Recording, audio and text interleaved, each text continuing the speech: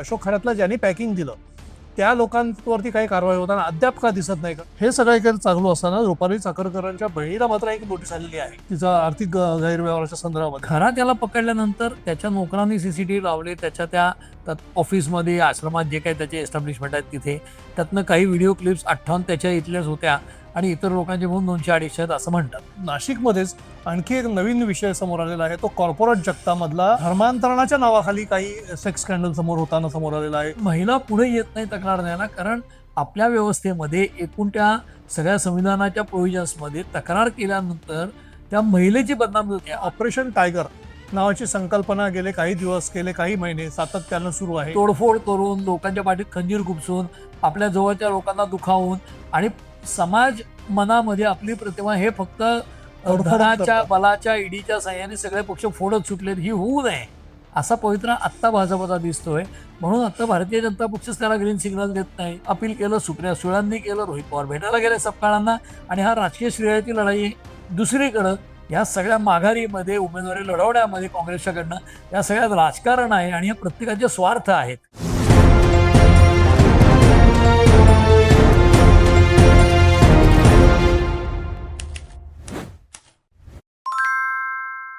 मंडळी नमस्कार. Maharashtra multimedia communications अर्थात MMC न्यूज नेटवर्कच्या वर्तमानच्या या नवीन एपिसोडमध्ये मी मिलिंद लिमये तुमचं स्वागत करतो. मंडळी, गेल्या आठवडाभरामध्ये अनेक विषय चर्चेला आले होते, अनेक विषय गाजले, मात्र त्यातले काही जे महत्त्वाचे विषय आहेत त्या विषयावरती आपण चर्चा करणार आहोत. अर्थातच ते विषय आहे अशोक खरात आणि अशोक खरातच्या पाठोपाठ नाशिकमध्ये नव्याने आलेलं धर्मांतरण, सो कॉल्ड, म्हणजे आपलं आता धर्मांतरण आहे, त्या धर्मांतरणासाठी झालं नेमकं की नाही झालं आत्ताच्या घडीला आपल्याला थेट आरोप करणं शक्य नाही. मात्र धर्मांतरणाच्या नावाखाली कॉर्पोरेट कंपनीमध्ये चालणारं सेक्स स्कॅन्डल हा अत्यंत गंभीर विषय आहे. तो आपल्यासमोर नव्याने समोर आलेला आहे. त्याच्यानंतर ऑपरेशन टायगर. आता ऑपरेशन टायगर चालवलं नाही असं पण म्हटलं जात आहे, चालवलं आहे असं पण म्हटलं जात आहे. नेमकं काय झालेलं आहे, ही चर्चा नेमकी कशासाठी आली आहे आणि ती चर्चा कोण उपस्थित करत आहे यावरती देखील आपल्याला जाणून घ्यायची इच्छा असेल.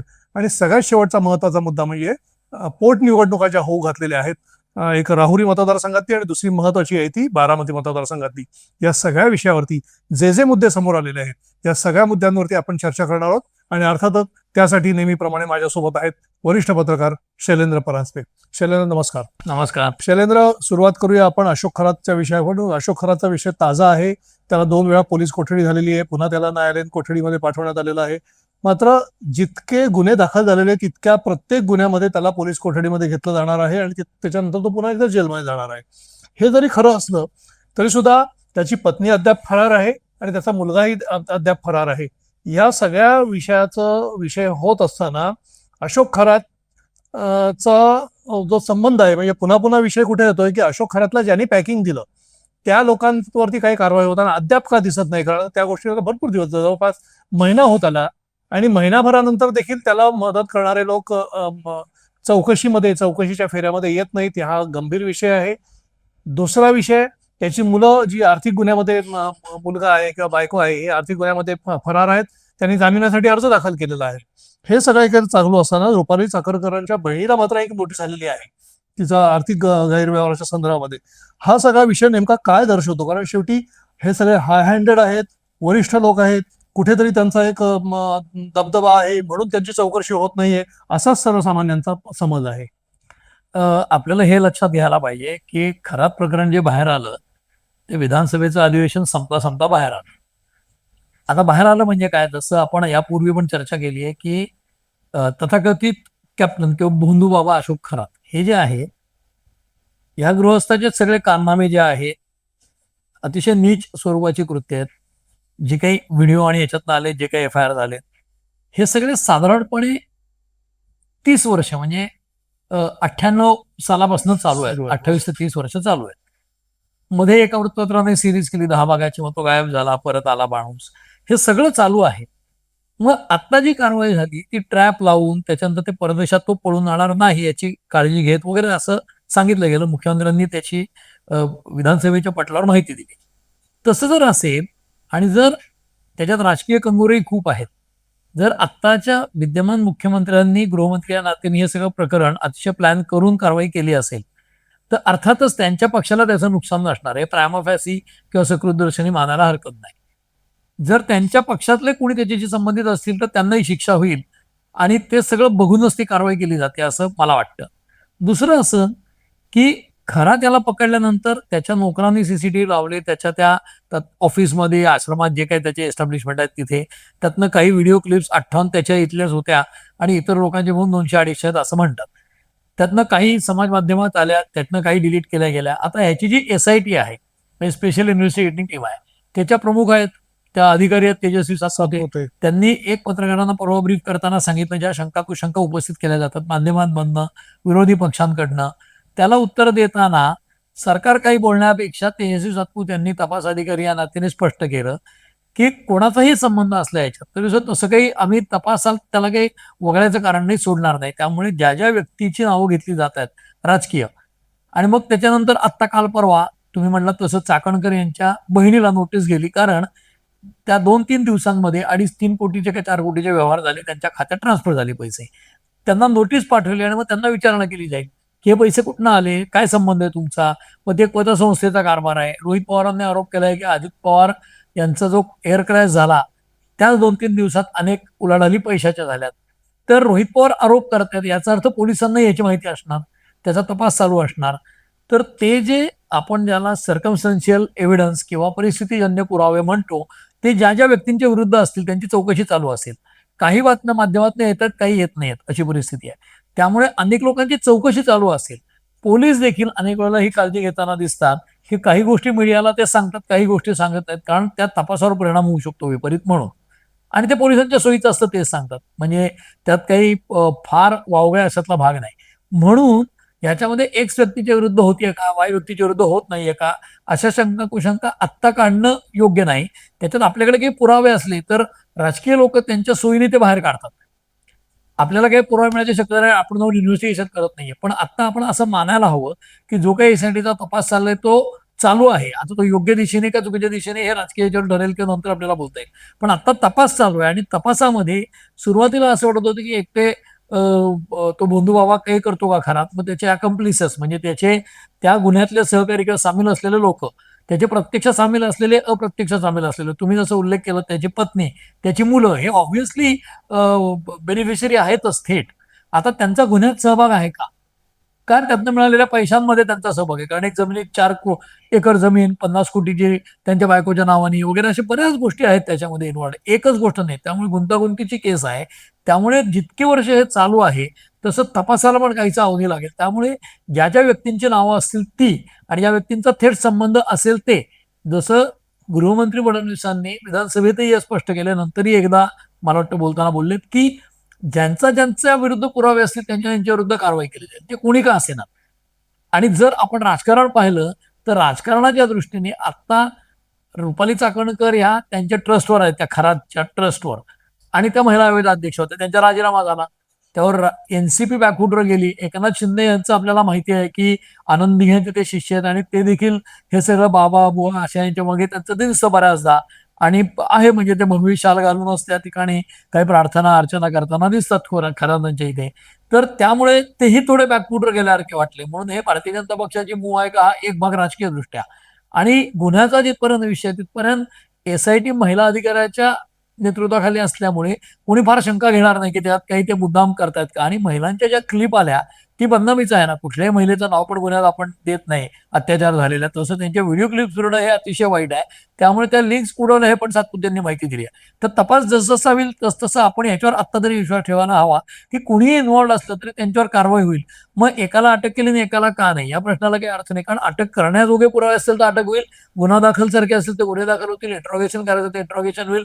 नुसती चौकशी म्हणजे त्यांना नोटीस पाठवल्याने हे पैसे कुठनं आले, तर पैसे त्यांच्याकडे मिळाले पुढे त्यांना मारहाण करून तपास केला जात नाही. तर पोलीस कस्टडी जेव्हा घेतात तेव्हा ते त्यांना प्रसाद देऊनच त्यांच्याकडे माहिती करतात, हे आपल्याला माहिती आहे. न्यायालयीन कोठडी म्हणजे मग ते त्याच्यात काही मारहाण होत नाही त्या आरोपीला, हे आपल्याला सामान्यपणे माहिती आहे. तसं ज्यांना ज्यांचं तोंड उघडण्यासाठी काय मारहाण करावी लागेल किंवा काही पोलिसी खाक्या दाखवायला लागेल त्यांना पोलीस कस्टडी घेतलीच जाईल. तर आपण निश्चिंत असावं, कारण हे अतिशय गंभीर प्रकरण आहे आणि त्याचा तपास होताना तरी काही हलगर्जीपणा मुद्दामून केला जाईल कमिशन सारखं असं मला आत्ता वाटत नाही. त्यामुळे तपास जसा होईल तसा त्या गोष्टी बाहेर येतील आणि ती जी काही कारवाई असेल ती टिपिकल टाइम बाउंड याच्यातच होईल असं मला वाटतं. निश्चितपणे आपण पाहूया का नेमकं काय या संदर्भामध्ये होतं. पण मग त्याच्याबरोबर नाशिकमध्येच आणखी एक नवीन विषय समोर आलेला आहे, तो कॉर्पोरेट जगतामधला धर्मांतरणाच्या नावाखाली काही सेक्स स्कॅन्डल समोर आलेला आहे. काही लोकांनी त्याला विशिष्ट धर्माच्या नावाखाली ते होत असल्याचं देखील म्हटलेलं आहे. अर्थात तसं म्हणायला वाव दिसतो आहे, आहे नाही आहे सिद्ध होईल हा भाग नंतरच्या घडीला. मात्र ज्या पद्धतीने ते समोर आलेलं आहे, म्हणजे एकंदरीतच कॉर्पोरेटमध्ये जबरदस्ती तुम्हाला तिथे नमाज पढायला लावणं किंवा त्या धर्मांतरण करायला लावणं आणि ज्या पद्धतीने महिलांचं शोषण केल्याचं एक प्रकार जो समोर आलेला आहे, हा प्रकार देखील तितकाच गंभीर आहे असं नाही वाटत तुम्हाला? नाही गंभीर आहे, 100% गंभीर आहे. मला आश्चर्य अशा गोष्टीचं वाटतंय की मी काल परवा चेक केलं 1-2 राष्ट्रीय दैनिकांमध्ये की नाशिकमध्ये कॉर्पोरेट सेक्टरमध्ये अशा प्रकारचं गंभीर गोष्ट घडली, महिलांचं एक्सप्लॉयटेशन झालंय, अशा प्रकारची बातमी आली आहे. आणि अख्खी बातमी वाचल्यानंतर 9 गुन्हे का 6 गुन्हे दाखल झाले आरोपींच्या विरुद्ध. त्याच्यानंतर काही कारवाया झाल्या. पण एरवी आपण FIR झाला की नाव देतो अमुक तमुक आरोपी आहे म्हणून किंवा संशयित आहे म्हणून. या पर्टिक्युलर केसमध्ये अनेक माध्यमांमध्ये मला आरोपींची नावं दिसली नाही. आता हा जो म्हणजे मी माझ्या पत्रकारितेच्या काळामध्ये देखील अग्रगण्य मराठी दैनिकात काम करताना सुद्धा या विषयावरून वाद घातले आमच्या संपादकांशी किंवा सिनियर्सशी की 2 समुदायांमध्ये दंगल झाली असं आपण म्हणायचं आणि मरण पावलेल्यांची नावं देताना एक हिंदू नाव आणि एक मुस्लिम नाव, ते तर झाकलं जात नाही ना. किंवा अटक झालेल्यांची नावं देताना ती खाली कुठेतरी द्यायची. तर हिंदू मुस्लिम दंगल झाली असं म्हणा ना. म्हणजे शीख आणि जैन अशा दंगली किती झाल्यात आपल्याकडे, बरोबर. किंवा जैन आणि ख्रिश्चन किती दंगली झाल्या, तुलनेने म्हणजे नाही दिसत ना. तर बाहेरला हिंदू मुस्लिम या स्वरूपाचं ते होत असेल तर आपण ते कोंबडं झाकलं म्हणून ते पहाट उगवायचे राहत नाही ना. तसं या पर्टिक्युलर केसमध्ये धक्कादायक गोष्ट काय आहे तर सर्वसामान्यपणे बॉम्बलास्ट मधले आरोपी मुस्लिम आहेत असा हिंदू लोकांकडनं दावा केला जातो आणि बहुतांश पकडलेले आरोपी मुस्लिम का असतात असे दावे केले जातात. आणि मुस्लिमांचं सगळं जे गुन्हेगारीत समाविष्ट असणं जे आहे किंवा त्यात त्यांचं सामील असणं जे आहे ते त्यांच्या इलिटरसी किंवा पॉवर्टी म्हणजे दारिद्र्य आणि साक्षरता नसणं याच्याशी जोडलं जातं. आता इथे कॉर्पोरेट कंपनीमध्ये अत्याचार झालेत आणि तुम्ही म्हटलात तसं धर्मांतरासाठी काही झालंय असं नाही. कारण असं की काही केसेस अशा त्यातल्या की ज्यात बायकांचं एक्सप्लॉयटेशन आहे आणि ते एक्सप्लॉयटेशन करताना कंपनीतल्या काही लोकांनी म्हणजे मुस्लिम धर्मातल्या लोकांनी HRलाही जुमानलेलं नाही. काही HRच्या लोकांचाही सहभाग आहे त्याच्यामध्ये. मग हिंदू देवदेवतांची शाब्दिक विटंबना करणं, त्याच्याविरुद्ध काही टिंगलटवाळी वजा काहीतरी बोलणं ह्या प्रकार केले गेले. काही हिंदू लोकांना त्याच्यात नमाज पढण्याची सक्ती केली गेली अशा प्रकारचे आरोप आहेत. म्हणजे हे राज्याच्या कॅबिनेटमधले मंत्री असलेले आणि तिथले पालकमंत्री असलेले गिरीश महाजनांनी की जिथे कुंभमेळा आता होणार त्या महाजनांनी हे आरोप केलेत तिथे. आज 6 गुन्हे दाखल झालेत, 6 की 9 गुन्हे दाखल झालेत. तर गुन्हा दाखल झाल्यावर त्याचा तपास होईल. परंतु कॉर्पोरेट कंपनीमध्ये HR डिपार्टमेंटला न जुमानणं तर एरवी कॉर्पोरेटमध्ये कडक कारवाई केल्या जातात तशा इथे केल्या नाहीत. म्हणजे पोलिसांपर्यंत जायची वेळ महिलांवर आली आणि तरी देखील HRने ऍक्शन घेतली नाही. कारण HRची व्यक्ती पण त्यात सामील आहे. वास्तविक कंपन्यांमध्ये काम करण्याकरता विशाखा समित्या असतात, स्थापन करायच्या असतात कंपल्सरी आणि त्यांनी त्याची गंभीर दखल घ्यायची असते. ही विशाखा समिती असते, महिलांच्या अत्याचारासाठी वेगळ्या प्रोव्हिजन आहेत. त्याच्यानंतर महिलांची समिती, आतली एक समिती, त्याच्यानंतर राईट टू इन्फॉर्मेशन सारख्या गोष्टी, त्याच्यानंतर महिला अत्याचारासारख्या त्याच्यानंतर सुविधा नाही पुरवल्या तर वेगवेगळ्या क्लॉजेसमध्ये महिलांवर कुठलंही असुरक्षित असू नये कार्यालयीन याच्यामध्ये याचे प्रोव्हिजन आहे. पण त्याचं पालन होत नाही. आणि दुसरीकडे आपण जे कायम म्हणतो की तुम्हाला काही त्रास झाला सरकारी नोकराकडनं तर तक्रार करा, अरे पण त्याचं काम व्हायचं असताना हात अडकलेला सोडून करत नाही. जसं खरात बोंधूबाबा आहे, त्याच्या क्लिप आल्या अतिशय नीच घृणास्पद असं आपण सगळे आता म्हणतोय. पण महिला पुढे येत नाही तक्रार द्यायला, कारण आपल्या व्यवस्थेमध्ये एकूण त्या सगळ्या संविधानाच्या प्रोव्हिजन्समध्ये तक्रार केल्यानंतर त्या महिलेची बदनामी होते. आज ज्या क्लिप्स खराच्या बाबतीतल्या व्हायरल झाल्या त्या बायकांची बदनामीच ना. आता कुणी असंही म्हणतं की त्याच्यामध्ये कन्सेन्शुअल सेक्स आहे म्हणून तो काय पवित्रा घेईल न्यायालयात. खरात काय करायचं ते करू द्या पुढे, पण आज या महिलांची बदनामी आहे का नाही त्या सहभागी आहेत म्हणून त्याच्यात ते त्यांच्या क्लिप याला काही अर्थ नाही ना. म्हणजे हे महिलांच्या विषयी तुमची काय धारणा आहे हे सिद्ध करणार आहे.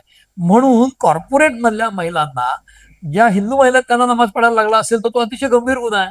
मग त्या HRने दखल घेतली नाही, त्याच्यानंतर आज पोलिसांकडे जायची वेळ आली.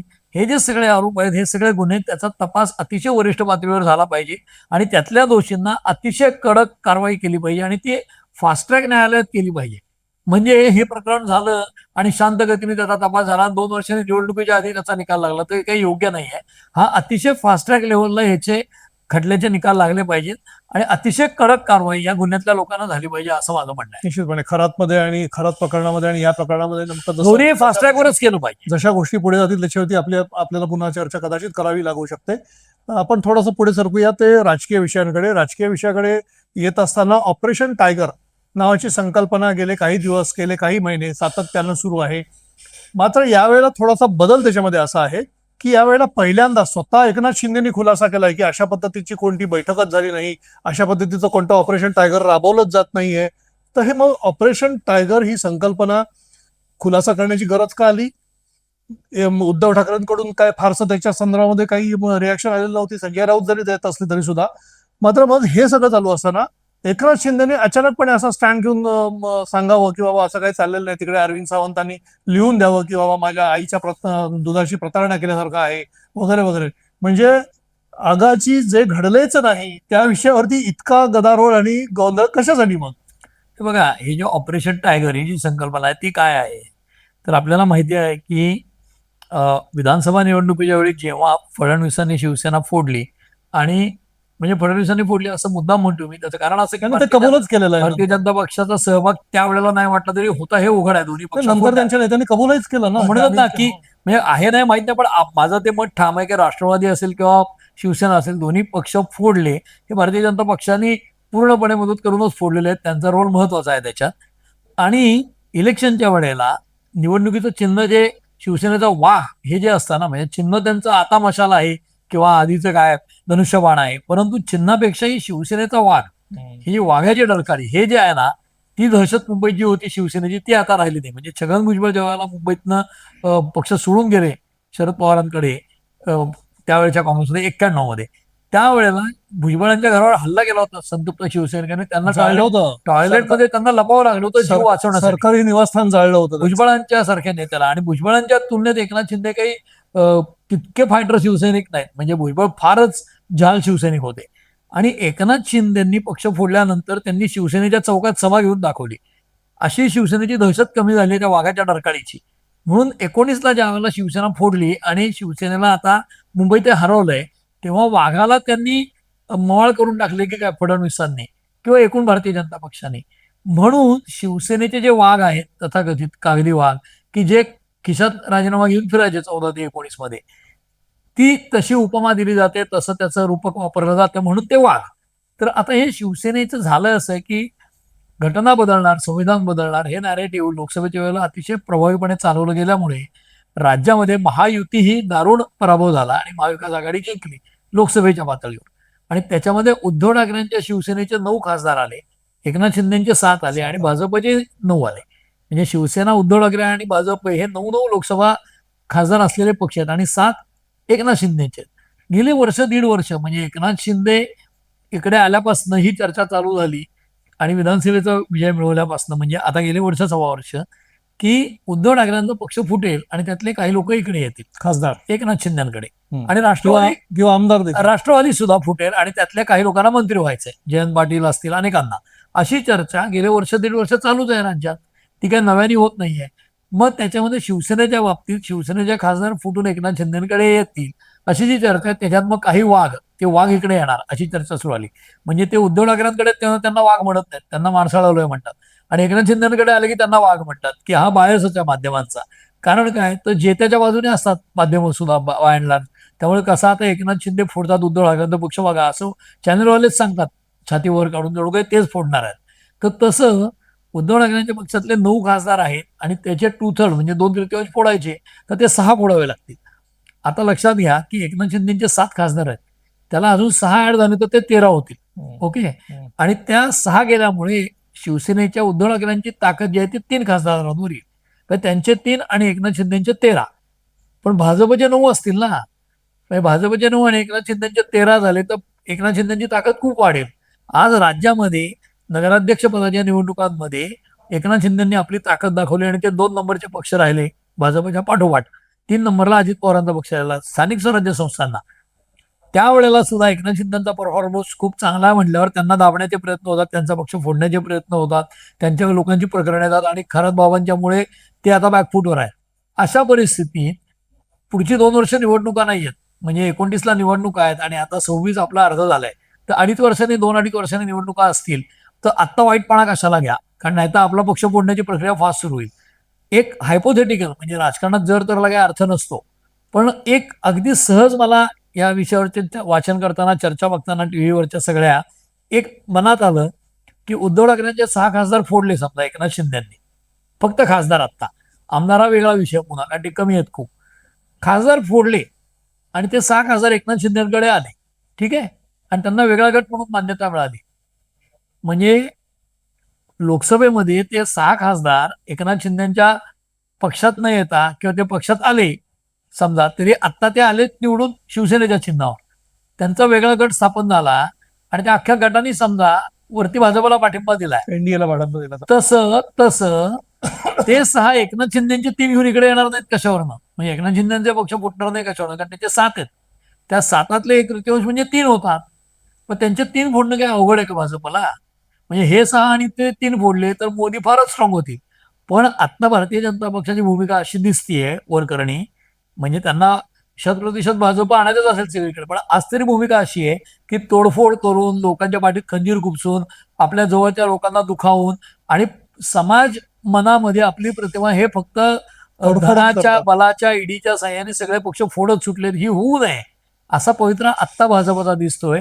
म्हणून आता भारतीय जनता पक्षच त्याला ग्रीन सिग्नल देत नाहीत आणि म्हणूनच कदाचित एकनाथ शिंदेना खुलासा करायची वेळ आली. कारण 1.5 वर्ष चर्चा तेव्हा ते काही बोलले नाही, कारण सत्ता नवीन होती, आपण स्ट्रॉंग व्हायला पाहिजे म्हणून ती सत्ता त्यांचीही मंत्री करत राहिले, आम्ही फोडणार, उद्धव ठाकरेंचे लोक इथे डोळ लावून बसलेत वगैरे. याचा दुसरा अँगल असा असू शकतो का की जसं भाजप आता ते ग्रीन सिग्नल देत नाही म्हणून त्यांनी तो खुलासा केला आहे, बरोबर आहे, पण त्याचबरोबर एकीकडे भाजपा विशेषतः देवेंद्र फडणवीस एकनाथ शिंदेना फारसं डोकं वर काढू देत नाहीये.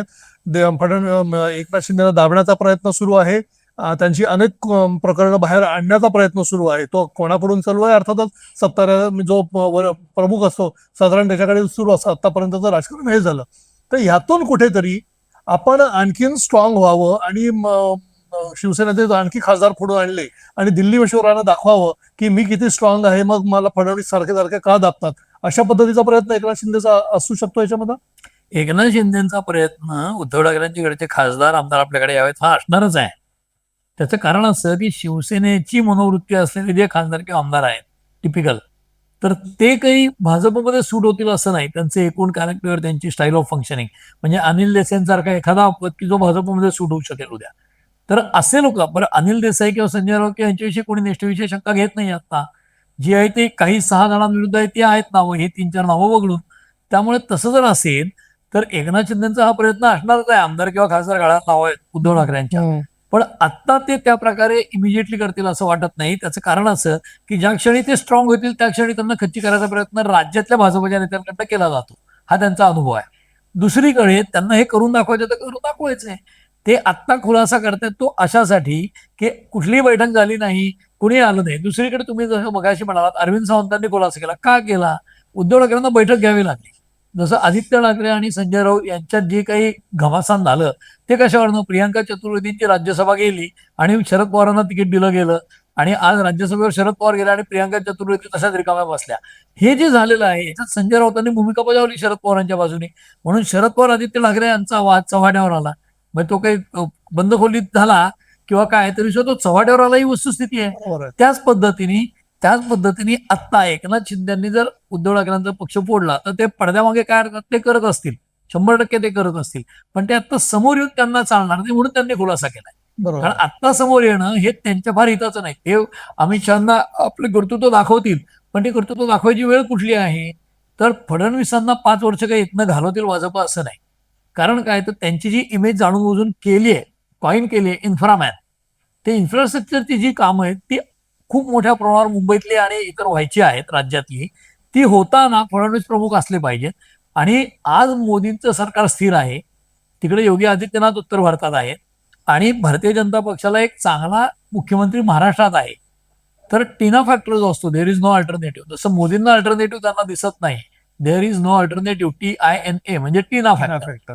तसं फडणवीसांना आता अल्टरनेटिव्ह नाहीये राज्यामध्ये नेतृत्व करण्याच्या बाबतीत भाजपकडे.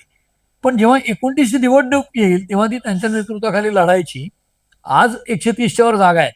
तसंच यश मिळालं तर हमखास भाजपचा माणूस होईल. आणि तेव्हाही जर केंद्रातली सत्ता राखण्यात यश मिळालं तर फडणवीस दिल्लीला आणि महाराष्ट्रामध्ये दुसरा एखादा नेता. मग तेव्हा या 2.5 वर्षात एकनाथ शिंदे आणखी स्ट्रॉंग होणारच आहेत. तेव्हा त्यांना फेस करावा लागेल, तो नवा नेता येईल तो. त्यामुळे भारतीय जनता पक्ष आज काल आणि उद्या याच्यावर न बघता थोडं 2, 2.5, 3 वर्ष पुढचं आत्ता तरी बघते असं दिसतंय.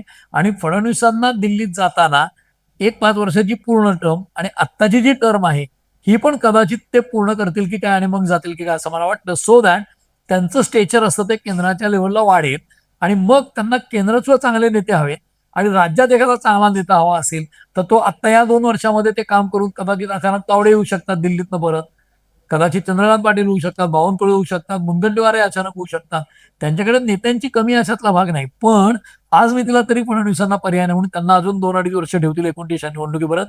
त्यांच्या नेतृत्वात निवडणुका विधानसभेच्या लढतील असं मला वाटतं. आणि तोपर्यंत एकनाथ शिंदे सुद्धा त्या निवडणुकीच्या तोंडावर उद्धव ठाकरेंचे पक्ष फोडतील.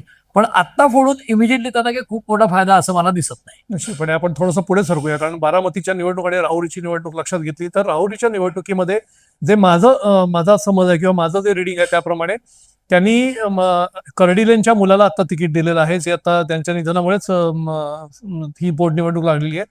कदाचित ही पोटनिवडणुकीमध्ये त्यांच्या मुलाला तिकीट दिल्यानंतर प्राजक्त तनपुरे जे जयंत पाटलांचे भाचे आहेत त्यांना पुढच्या निवडणुकीकरता प्रॉमिस केलेलं असू शकतं कदाचित, म्हणूनच प्राजक्त तनपुरे आज निवडणुकीच्या रिंगणामध्ये दिसत नाहीयेत. हा एक भाग झाला. दुसरीकडे बारामतीच्या निवडणुकीमध्ये शरद पवारांची भूमिका, पत्रकार परिषद घेतली त्यांनी. त्या पत्रकार परिषदेत त्यांनी आधी काँग्रेसची भूमिका योग्य आहे, त्यांना काय हरकत आहे असं म्हटलं त्यांनी, म्हणजे जेव्हा काँग्रेसने उमेदवारी दाखल केली होती त्यावेळेला. त्यामुळे शरद पवारांची ती एक भूमिका. दुसरीकडे आता सुनेत्रा पवारांच्या प्रचाराच्या पोस्टरमध्ये शरद पवारांचा फोटो पुन्हा दिसायला लागलेला आहे. तिसरीकडे विलिनीकरणाची चर्चा आमच्यात थांबलेली आहे असं खुद्द शरद पवारच म्हणतात. चौथीकडे सुनेत्रा पवारांच्या प्रचारासाठी सुप्रिया सुळे देखील जायला इच्छुक आहेत अशा पद्धतीची वक्तव्य त्यांनी केलेली आहेत. आणि हे सगळं होत असताना काँग्रेसने माघार घेतलेली आहे. या सगळ्या अँगलकडे आपण कशा पद्धतीने पाहूया. हे बघा, पुन्हा एकदा जसं हे खराब प्रकरण आहे, त्याच्यानंतर नवीन गुन्हा कॉर्पोरेटवाला दाखल आहे, हे सगळे विषय गुंतागुंतीचे आहेत. शरद पवारांचं मुळात राजकारणच गुंतागुंतीचं आहे अख्खं. कारण त्यांच्या याच्यामध्ये संदिग्धता हा त्यांचा हॉलमार्क आहे. कुठली गोष्ट क्रिस्टल क्लिअर अशी ते सांगत नाहीत आणि लोकांना गेसवर्क करत ठेवणं, काहीतरी तुम्ही कल्पना करा मी काय करत असेल, त्याच्यात त्यांना मजा येते.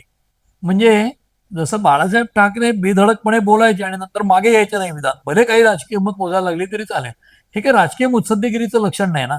म्हणजे जसं राज ठाकरेंनी वरळीच्या डोममध्ये दोघं भाऊ एकत्र आले तेव्हा काय सांगितलं लोकांना की बाळासाहेब ठाकरेंनी 99ला सुद्धा सुरेशदादा जैन यांचं नाव घेऊन आले होते. हो. प्रकाश जावडेकर वगैरे भाजपचे लोक.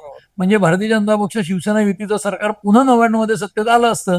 जैन बिन काय नाही, मराठी माणूस करायचा असं बाळासाहेब झोपले होते, त्यांना उठवलं, त्यांनी सांगितलं आणि ती बैठक विस्कटली आणि नंतर पुढे काय झालं आपल्याला माहिती आहे. 99ला काँग्रेस आणि एनसीपीने अलायन्स करून अपक्षांचा पाठिंबा घेऊन सरकार आणलं आणि भाजप शिवसेनेची सत्ता गेली. तर जैन नको या गोष्टीसाठी बाळासाहेबांनी ते सरकार होऊ दिलं नाही असं राज ठाकरे आज सांगतात.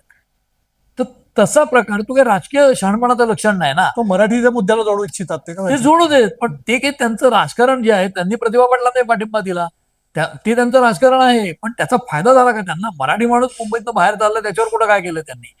तसं इमोटिव्ह पॉलिटिक्स किंवा अतिशय भावनेच्या आधारे केलेलं राजकारण जे असतं ते दीर्घकाळ टिकायला अवघड जातं.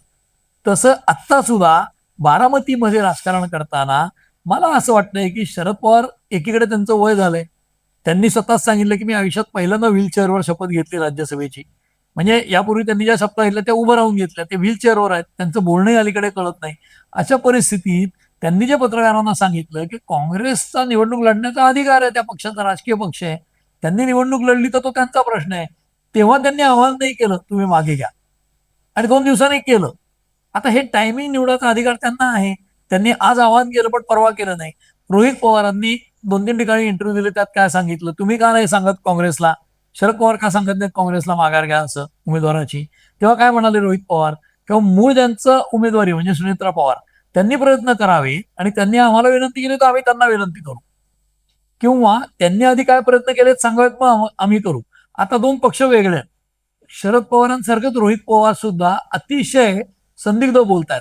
म्हणजे कसं सोयीचं बोलतात. ते काय म्हणतात की त्यांनी काय प्रयत्न केले आहेत त्यांनी आम्हाला सांग. तुम्हाला कशाला सांगायला पाहिजे? त्यांचे प्रयत्न छुपे चालू असतील ना माघार घेण्यासाठी. जसं खरग्यांच्या पातळीवर किंवा सपकाळांच्या पातळीवर चालू असतील प्रयत्न, आपल्याला माहित नाही. तो वेगळा पक्ष आहे, तुमचा वेगळा पक्ष आहे. अडचणीचे प्रश्न आले की रोहित पवार म्हणतात नाही तो त्यांचा स्वतंत्र पक्ष आहे, आमचा स्वतंत्र पक्ष आहे. सोयीचं असेल तेव्हा ते कॉमेंट्स करतात. म्हणजे पार्थ पवार अपरिपक्व शरद पवार म्हणाले. मग रोहित पवारांनी निवडली, सुप्रिया सुळेंनी निवडली. आज अचानकपणे काल त्या तिघांनीही माघार घ्यावी काँग्रेसने असं अपील केलं. आणि 48 तास आधी ते तिघही अपील करायला तयार नव्हते. याची काय कारण आहे? त्यांना काही सुनेत्रा पवारांनी फोन करून सांगितलं नाही आता तुम्ही विनंती केलेली नाही, तुम्ही माघार यायची विनंती करा. किंवा त्यांनी त्या जाऊन सपकाळांना भेटल्या, त्यांनी फोन केला. मग त्यांनी सपकाळांना फोन केल्यावर त्यांचं शिष्टमंडळ जाऊन भेटलं आणि त्याच्यामध्ये शरद पवारांनी अपील केलं, सुप्रिया सुळेंनी केलं आणि कुठेतरी श्रेय लाटायचा प्रयत्न केलाय की आमच्या विनंतीमुळे काँग्रेसने माघार घेतली. कदाचित काँग्रेसनीच अतिशय त्यांचं जे केंद्रातलं राजकारण मी पाहिलेलं आहे दिल्लीत काम करताना, काँग्रेस आपल्या टर्म्सवर खेळत असतं काय. त्यामुळे काँग्रेसने आधीपासून उमेदवार देणारी भूमिका घेतली आणि त्याच्यात शरद पवारांना सुनेत्रा पवारांविषयीच्या त्यांच्या काय भावना आहेत त्या येऊ देत सरफेसवर. काँग्रेस माघार घेत नाही म्हणल्यावर शरद पवार म्हणतात तो त्यांचा पक्ष, त्यांना लढण्याचा अधिकार आहे. आणि ज्या वेळेला माघारी दृष्टिक्षेपात येते तेव्हा ते अपील करतायत की माघार घ्यावी. याचा अर्थ श्रेय घेण्याचा प्रयत्न आहे.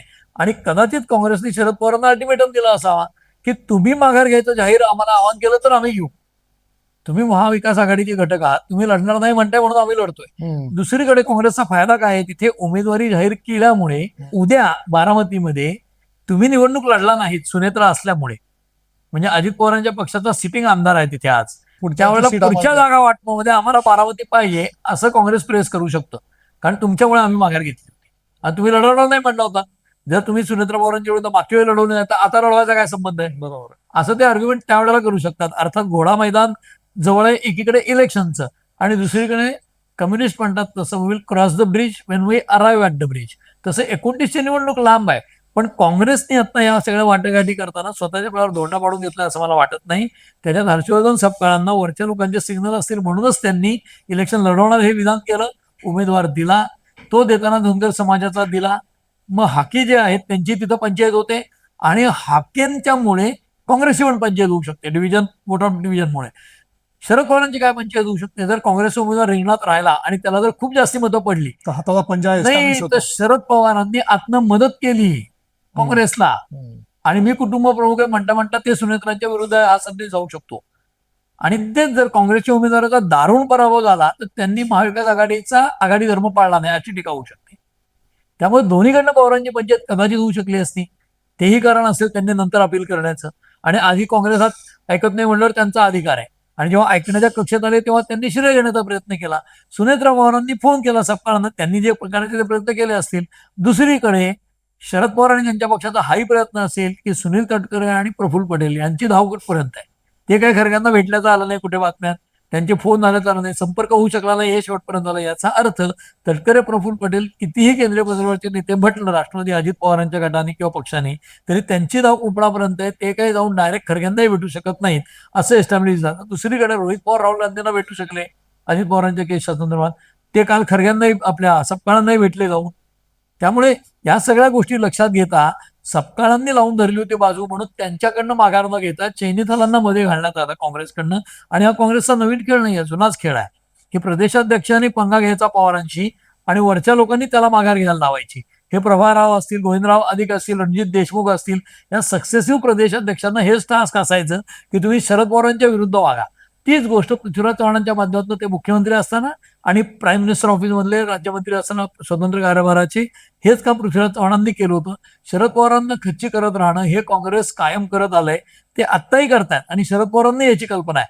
म्हणूनच त्यांनी आधी अपील केलं नाही काँग्रेसला आणि ते माघारी टप्प्यात अपील करून श्रेय घेण्याचा प्रयत्न केला. म्हणून ते स्वतः अपील केलं, सुप्रिया सुळेंनी केलं, रोहित पवार भेटायला गेले सपकाळांना आणि हा राजकीय श्रेयाची लढाई आहे. दुसरीकडं या सगळ्या माघारीमध्ये उमेदवारी लढवण्यामध्ये काँग्रेसच्याकडनं या सगळ्यात राजकारण आहे आणि या प्रत्येकाचे स्वार्थ आहेत.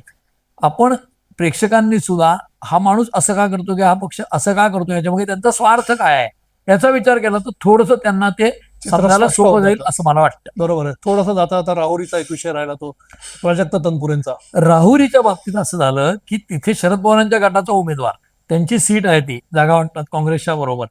तिथे काँग्रेसने आग्रह धरला नाही, कारण तिथे शरद पवार सीट लढतायत. म्हणजे सहानुभूतीच्यासाठी जर अजित पवारांच्यासाठी सहानुभूती आहे आणि त्यांचं कॉन्ट्रीब्युशन देशाला, मग कर्डिले पण लोकप्रतिनिधी होते, त्यांचं निधन झालंय, त्यांच्या मुलाला सहानुभूती का नको? तिथे मात्र उमेदवार देतात राष्ट्रवादी काँग्रेस. हा एक दुटप्पीपणा.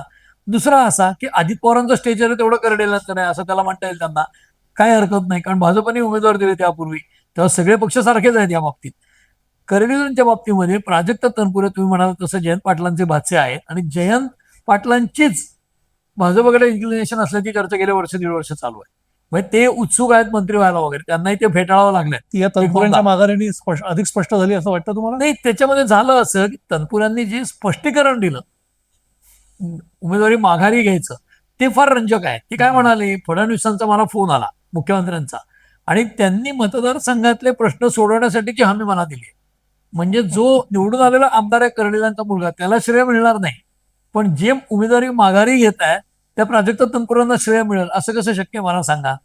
कारण या श्रेयवादावरून तर शिवसेना उद्धव ठाकरेंची अखंड असताना धुसफूस झाली होती. निधी मिळत नाही. ज्यांचे सिटिंग आमदार आहेत उद्धव ठाकरेंचे त्या मतदारसंघात सभा घेऊन अजित पवार निधी आपल्या माणसाच्या थ्रू देतो जनतेला हे सांगायचे. तसं कर्डिलांचा मुलगा आमदार झाला प्राजक्त तनपुरांनी माघार घेतल्यावर, तर श्रेय प्राजक्त तनपुरांना कसं मिळेल? कदाचित त्यांना आश्वासन दिलं असेल तुम्हाला कुठेतरी ऍडजस्ट करू म्हणून, आणि जेव्हा जयंत पाटील जातील तेव्हा तेही भाजपत जाणार असतील, माहित नाही आपल्याला. ही स्पेक्युलेशन्स आहेत, आपण त्यांच्यावर अन्याय करण्याचं कारण नाही. पण त्यांनी माघारीचं कारण सांगितलं ते अजिबातच लॉजिकली न पटणार आहे. शरद पवारांच्या पक्षाचे ते उमेदवार आहेत आणि फडणवीसांच्या आश्वासनानंतर ते माघार घेतात शरद पवारांशी न बोलता. हे आकलनाच्या पलीकडचं आहे आणि म्हणूनच शरद पवारांच्या पक्षाला दुसरा उमेदवार द्यावा लागला आणि तिथे राष्ट्रवादीची पूर्णपणे तिथे पब्लिकमध्ये लाच गेली असं मला वाटतं राहुरीमध्ये.